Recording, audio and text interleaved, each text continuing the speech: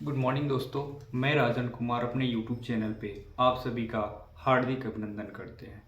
जो व्यक्ति खुद को जो व्यक्ति खुद को पहचान लेता है वह दुनिया के उलझनों को सुलझा लेता है। ये वाक्य श्री कृष्ण बताते हैं।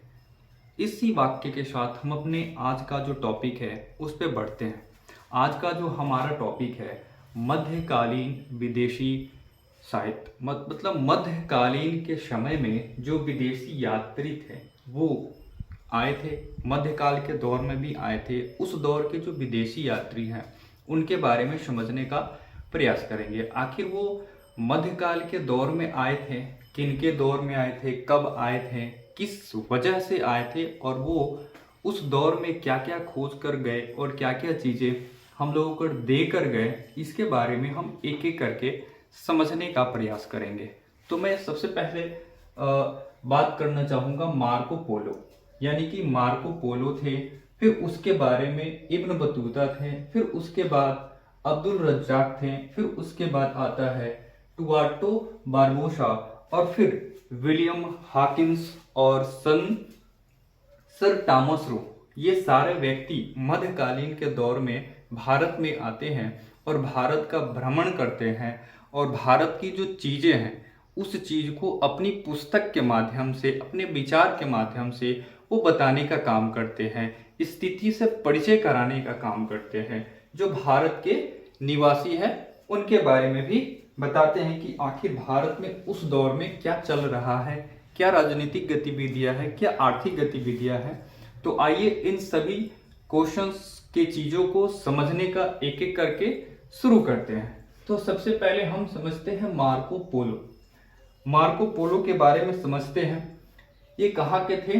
तो ये इटली का एक शहर है वेनिस, वहाँ के निवासी थे। और वेनिस की अगर हम राजधानी की बात करें तो वो होता है वेनेटो। मतलब कि इटली शहर में एक इटली जो शहर है उस शहर इटली शहर के जो वेनिस नगर है उस की अगर राजधानी की बात करें तो वो वेनेटो है। और ये मार्को पोलो सल्तनत काल में आए थे, सल्तनत काल में भारत में आए थे। और भारत में कहाँ पे आए थे? तो केरल में आए थे। सबसे पहले सल्तनत काल में आए थे, फिर वो भारत के केरल में गए और केरल की स्थितियों का मुआयना किए, वहां पर देखें। फिर वो आंध्र प्रदेश के काकतीय वंश के साथ रहे, यानी कि आंध्र प्रदेश में जो काकतीय वंश थी उसके साथ में रहे और उनकी स्थिति का विवरण प्रस्तुत करते हैं। और फिर उसके बाद ये चीन की तरफ रवाना हो जाते हैं और ये चीन चले जाते हैं। तो ये थी कुछ जो मार्को पोलो थी उनके बारे में ये जानकारी। अब फिर आगे बढ़ते हैं। जो दूसरे हमारे विदेशी यात्री हैं वो है इब्न बतूता। इब्न बतूता बहुत ही खास नाम होता है, क्योंकि जब भी आप कंपटीशन की तैयारी करते हैं तो इनसे रिलेटेड 3-4 मतलब क्वेश्चंस आपको दिमाग में आते हैं और इनसे रिलेटेड 3-4 क्वेश्चंस एग्जाम में भी पूछे जाते हैं। तो इब्न बतूता की अगर हम बात करें तो ये कहाँ के रहने वाले थे? तो ये मोरक्को के थे। मोरक्को यानी कि जो अटलांटिक हम लोग का उसी में का एक शहर है मोरक्को, वहां पे वो रहते हैं। फिर वो अगर मोरक्को की राजधानी की बात की जाए तो वो रबात होती है। मोरक्को की राजधानी रबात होती है, उसी के निवासी थे इब्न बतूता। इनकी एक प्रख्यात पुस्तक है जो हमेशा कॉम्पिटिटिव एग्जाम में पूछा जाता है कि रेहला जो पुस्तक है वो किनके द्वारा लिखी गई है। ये क्वेश्चन आप किसी भी अगर आप कॉम्पिटिटिव एग्जाम की प्रिपरेशन करते हैं तो मिलेगा आपको कि रेहला पुस्तक किनकी है। तो आप वहां पे बहुत इजीली तरीके से बता सकते हैं कि इब्न बतूता के द्वारा लिखी गई रेहला पुस्तक है। फिर ये किनके दौर में भारत भ्रमण के लिए आए थे? तो मोहम्मद बिन तुगलक के दौर था जब ये भारत भ्रमण के आए थे और उनके दरबार में रहे और उनके दरबार से ही ये पुस्तकों को लिखे फिर आगे गए। फिर दरबार में ही उनको एक काजी पद होता था, उस काजी पद से भी मोहम्मद बिन तुगलक ने इनको नवाजा और उसी पद पे वो कार्य भी कुछ दिनों तक किए। आगे बढ़ते हैं और अगले हमारे हैं अब्दुल रजाक, यानी कि अगले जो विदेशी यात्री है मध्यकालीन का वो है अब्दुल रजाक। तो आइए देखते हैं अब्दुल रजाक के बारे में। ये कहाँ के थे? तो सबसे पहले ये ईरान के थे। ईरान के ये राजदूत थे। ईरान की अगर मैं राजधानी की बात करूं तो वो तेहरान होता है। तो ईरान की राजधानी कहाँ पे हो गई? तेहरान। और ये क्या है कि संगम वंशीय शासक, यानी कि जब ये आए थे भारत भ्रमण के लिए तो उस समय संगम वंशीय शासक के देवराज के दरबार में थे। यानी कि संगम वंश का जो शासक था देवराज, उसके दरबार में रहे अब्दुल रज्जाक। ठीक है, फिर आगे बढ़ते हैं तो अगले पॉइंट इनके नाम में आता है कि ये किसके बारे में कुछ चीजें लिखते हैं और बताते हैं। तो ये विजयनगर की राजधानी, विजयनगर की जो राजधानी है हम्पी, उसके बारे वहीं पे ये कहते हैं कि ये दुनिया का सबसे सुंदर शहर है। मतलब कि ये जो अब्दुल रजाक हैं उनके नजरिए में विजयनगर की राजधानी हम्पी दुनिया की सबसे खूबसूरत शहरों में से एक थी। अब उनकी खूबसूरती क्या है, अब ये अब्दुल रजाक के नजरिए से उनके पुस्तक के द्वारा हम समझ सकते हैं। फिर अगला जो हमारे मध्यकालीन दौर के विदेशी यात्री हैं वो है एस्टुअर्ट बारबोसा। ये बहुत ही मतलब कि कहें तो बहुत ही महत्वपूर्ण नाम हो जाता है जब आप किसी कंपटीशन लेवल की तैयारी करते हैं, एस्टुअर्ट बारबोसा। तो आखिर एस्टुअर्ट बारबोसा कहाँ के यात्री थे? तो वो पुर्तगाली यात्री थे। वो पुर्तगाल से भारत आए थे और उनके आने का जो दौर था वो मध्यकालीन, यानी कि मध्यकालीन शासक के दौर में वो भारत में आए थे।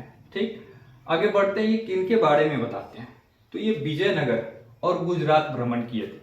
ये विजयनगर और गुजरात को भ्रमण किए और उसके बारे में ये बताते हैं कि विजयनगर की क्या राजनीतिक स्थिति है, आर्थिक स्थिति है। और फिर गुजरात की तरफ बढ़ते हैं और फिर वो गुजरात का भी भ्रमण करते हैं। एक चीज और ये बताते हैं गुजरात के शासक के बारे में कि जो गुजरात के शासक हैं महमूद बेगड़ा, महमूद बेगड़ा थे, वो क्या थे? 20 पुरुष थे। अब 20 पुरुष जैसे ही आता है तो मन में थोड़ी सी अटपटी सी एक मतलब शब्द हो जाता है कि 20 पुरुष कहते किसको है? तो 20 पुरुष के नाम से हम उन्हें जानते हैं जो सांप का विष, मतलब किसी भी चीज का वो विष लेते हैं। तो जो महमूद बड़बोसा थे वो सांप का विष लिया करते थे। इसीलिए जो पुर्तगाली यात्री स्टुअर्ट बारबोसा वो बताते हैं कि महमूद बेगड़ा 20 पुरुष हैं।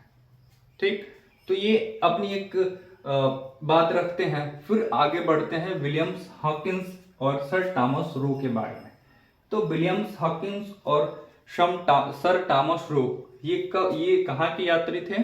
तो ये ब्रिटिश यात्री थे, यानी कि ब्रिटिश से यात्रा भ्रमण करने के लिए भारत में आए हुए थे। ये किनके समय में आए थे? तो ये जहांगीर के शासनकाल में आए थे। जहांगीर के समय जब चल रहा था तो उस दौर में ये भारत यात्रा कर रहे थे। फिर इनका काम क्या था भाई? ये किस कारण से भारत में आए थे? क्योंकि ब्रिटिशों का काम उस दौर में क्या था? तो इस चीज के लिए वो फैक्ट्री के संबंध में, यानी कि ब्रिटिश जो सर टॉमस रो और हॉकिंस हैं वो जहांगीर से एक्चुअल में परमिशन लेने आए थे कि जहांगीर भाई मुझे कुछ परमिशन दे दो कि मैं अपना कुछ फैक्ट्री यहाँ पे एस्टेब्लिश कर लूँ और अपना काम धंधा यहाँ पे स्टार्ट करूँ। तो हॉकिंस थे वो यह आग्रह जहांगीर के पास ले जाते हैं। कहते हैं भाई मुझे यहाँ पर फैक्ट्री खोलनी है, अपनी उद्योग धंधे को डेवलप करना है, विकास करना है, आपके भी क्षेत्र का मुनाफा होगा, हमारे भी प्रोडक्ट बिकेंगे और फिर मैं आपको कुछ बेनिफिट दूंगा। तो इस उद्देश्य से वो हॉकिंस गए थे जहांगीर के पास, लेकिन जहांगीर कहते हैं नहीं भाई हम आपको परमिशन नहीं देंगे। तो विलियम हॉकिंस को परमिशन नहीं मिला। फिर वो आगे की तरफ बढ़ते हैं और दूसरे जो ब्रिटिश हैं वो प्रयास करते हैं कि चलो तुमको नहीं मिला, तो फिर दूसरे आदमी जाता है, फिर दूसरे आदमी वो डिस्कस करते हैं। फिर सर टॉमस रो गए और फिर जहांगीर से मिले, बातचीत किए। फिर जहांगीर इनकी बातों को समझ गए और फिर ये राजी हो गए और फिर परमिशन भी दे दिए कि आप आओ हमारे भारत में उद्योग धंधे लगाओ और फिर डेवलप करो, फिर हमारे भी लोगों को काम धंधे पे लगाना स्टार्ट करो। तो ये कुछ चीजें थी सर थॉमस रो और विलियम्स रो और जहांगीर के वार्तालाप के बीच। तो आगे हम बढ़ते हैं, जो हमारा अगला टॉपिक है वो है मृदभांड। चूंकि इतिहास के बारे में हम लोग समझ रहे हैं और इतिहास के प्राचीन के दौर में हम लोग समझ रहे हैं, तो उस चीज को समझने और अच्छे तरीके से अपने दिमाग में अप्लाई करने के लिए बहुत सी ऐसी चीज होती हैं कि उस चीज को पुरातात्विक साक्ष्य के रूप में हम लोग कहीं ना कहीं देखते हैं। तो आखिर वो पुरातात्विक साक्ष्य किस दौर की है, कब के दौर की वो चीजें आपको दिखाई देती हैं, कैसे आप समझ पाएंगे, उस हिसाब से मृदभांड के प्रकार होते हैं कि आपको किस दौर की क्या मिट्टी है, क्या उसकी गुणवत्ता है, आप कैसे पहचान सकते हैं। तो उस हिसाब से मैंने मृदभांड को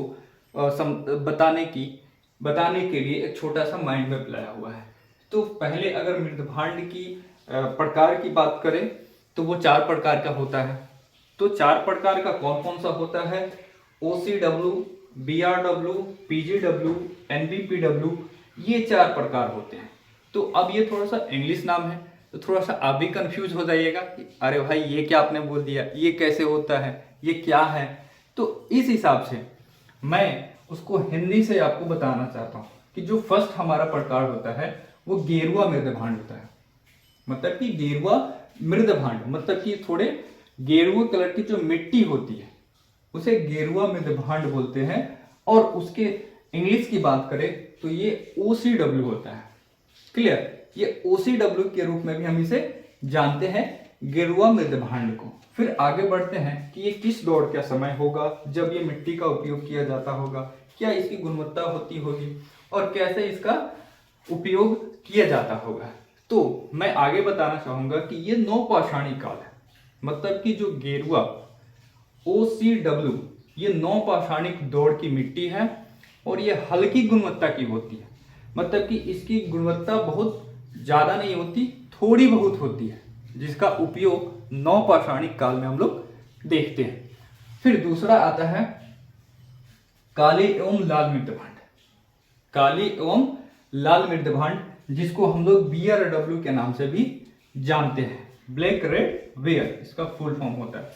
तो ये किस दौर में इसका उपयोग किया जाता था और मिट्टी कैसी थी और ये कब प्रचलन में आया, किस समय प्रचलन में आया। तो इस चीज को हम देखते हैं कि सिंधु घाटी सभ्यता, यानी कि सिंधु घाटी सभ्यता के दौर में हम लोग क्या देखते हैं कि BRW यानी कि काले एवं लाल मृदभांड बहुत ज्यादा प्रचलन में था। यानी कि उस दौर के लोग, उस दौर के व्यक्ति इस चीज का उपयोग किया करते थे। तो ये हुई दूसरी प्रकार। अब हम देखें कि आखिर जब हम किताब पढ़ते हैं तो किस किस कलर, कौन कौन से ऐसे समय या कुछ टूटे मणके हमको बुक्स में दिखाई पड़ते हैं जिसे हम उपयोग में लाते हैं। तो आप देखे होंगे कि सिंधु घाटी सभ्यता में बहुत सारे टुकड़े मिट्टी के रखे हुए हैं जो काले पॉलिश किए हुए हैं, काले और ब्लैक पॉलिश करके उसको रखा गया है। ठीक है, तो उस चीज को आप समझ पाएंगे कि ये सिंधु घाटी दौर की कुछ चीजें हैं। या फिर आप भी कहीं पे पुराने अवशेष मिलते हैं आपको या कहीं खुदाई होती है तो कभी आप वहां पे भ्रमण कर रहे हैं तो वहां पे अगर आपको कुछ इस तरह की मिट्टी मिलती है तो आप समझ पाएंगे कि कितनी पुरानी मिट्टी है और इसका उपयोग अभी हो रहा है और कब से इसका स्टार्टिंग हुआ था, कब ये जन्मा था, कब इस चीज को लोग पहचान रहे थे और उपयोग करके अपने जीवन यापन कर रहे थे। तो आप उस चीज को समझ पाएंगे। अब अगले पॉइंट पे बढ़ते हैं, वो है चित्रित धूसर मृदभांड जिसको हम लोग PGW भी बोलते हैं। ठीक, ये क्वेश्चंस पूछा जाता है कि PGW का उपयोग किस समय काल में किया जाता है। ठीक, तो PGW मृदभांड की अगर हम बात करें तो ये होता है वैदिक काल में प्रचलित में था। यानी कि जब वैदिक समय था तो उस दौर में ये बहुत ज्यादा प्रचलन में थी, लोग इस चीज को अपना रहे थे और इस चीज का उस समय, उस दौर में बहुत ज्यादा ही उपयोग किया जाता था। तो PGW का वैदिक काल में प्रचलन था। ये थी NBPW के बाद आगे हम लोग बढ़ते हैं और चौथा प्रकार और ये अंतिम कि उत्तरी काले चमकदार मृदभांड यानी कि NBPW। ये सबसे महत्वपूर्ण और सबसे खास एग्जाम के लिए तो और बेनिफिट, ये एग्जाम में हमेशा पूछता है। नेट के प्रिपरेशन अगर आप कर रहे हो तो ये पूछता है कि NBPW का उपयोग कब किया जाता है और इसकी जो मिट्टी की गुणवत्ता होती है वो कैसी होती है। ये आपको देखने को मिल जाता है नेट के प्रिपरेशन के नेट के एग्जामिनेशन के दौर में। तो ये कहीं ना कहीं बहुत महत्वपूर्ण हो जाता है कि जब आप प्राग मौर्य और मौर्यकालीन यानी कि प्राग मौर्य यानी कि मौर्य से पहले और मौर्यकालीन यानी कि जब उसका दौर आगे चल रहा था, तो उस समय NBPW जो चीज मृदभांड थी उसका उपयोग बहुत हद तक होता था। फिर इसकी गुणवत्ता कैसी थी, तो इसकी गुणवत्ता क्या थी, सबसे अच्छी थी। ये सबसे अच्छी गुणवत्ता की मिट्टी होती थी जिसका उपयोग प्राग मौर्यकाल और मौर्यकाल में किया जाता था। अब देख समझ सकते हैं। फिर आगे एक विचार है जो चाणक्य कहते हैं, जो सही चाणक्य के कहने का मतलब है कि जो व्यक्ति सही समय पर सही निर्णय लेता है वही सफल होता है। जो व्यक्ति सही समय पे सही निर्णय लेता है वही सफल होता है। इसी वाक्य के साथ आज का वीडियो समाप्त करते हैं। फिर मिलेंगे किसी छोटे से वीडियो में, तब तक के लिए धन्यवाद, नमस्कार।